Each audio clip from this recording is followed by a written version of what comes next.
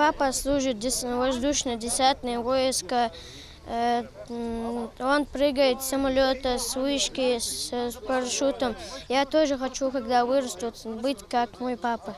Голубой берет и высоко поднятый флаг ВДВ для юного Махмуда – эти атрибуты уже цель жизни. Ведь самый яркий пример всю жизнь рядом. Крылатая пехота сегодня отмечает свою 87-ю годовщину. Служба в ВДВ «Честь и гордость» без тени преувеличения отмечает каждый из виновников торжества.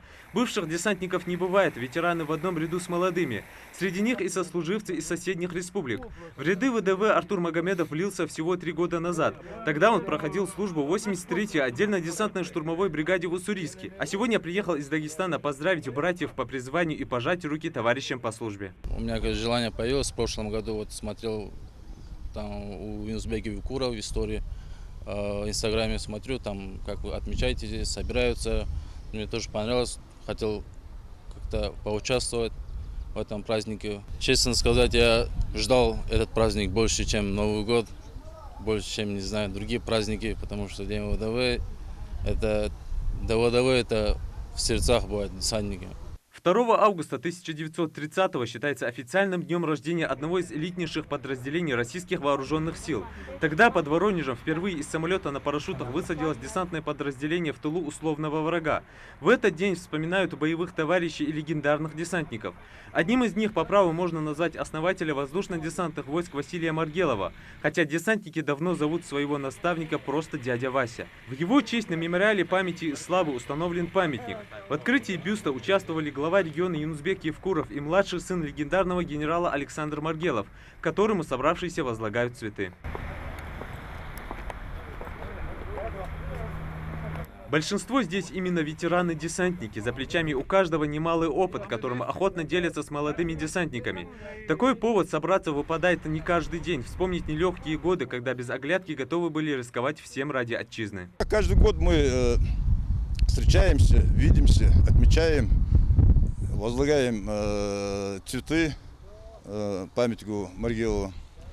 И, как говорится, чтим праздники. День ВДВ – это еще и в какой-то мере семейный праздник. Майор Владимир Лунга традиционно встречает день рождения воздушной пехоты не только в кругу сослуживцев, а еще и с женой и сыном, кстати, также будущим десантником. Прежде всего, я бы хотел поздравить всех, кто прослужил, кто служит, кто будет служить в рядах воздушно-десантных войск с 87-й годовщиной со дня образования этих войск. Пожелать всем здоровья, самое главное, успехов, мирного неба. Просто мне нравится летать на самолетах, там, прыгать с парашютов. Поздравляю с праздником ВДВ.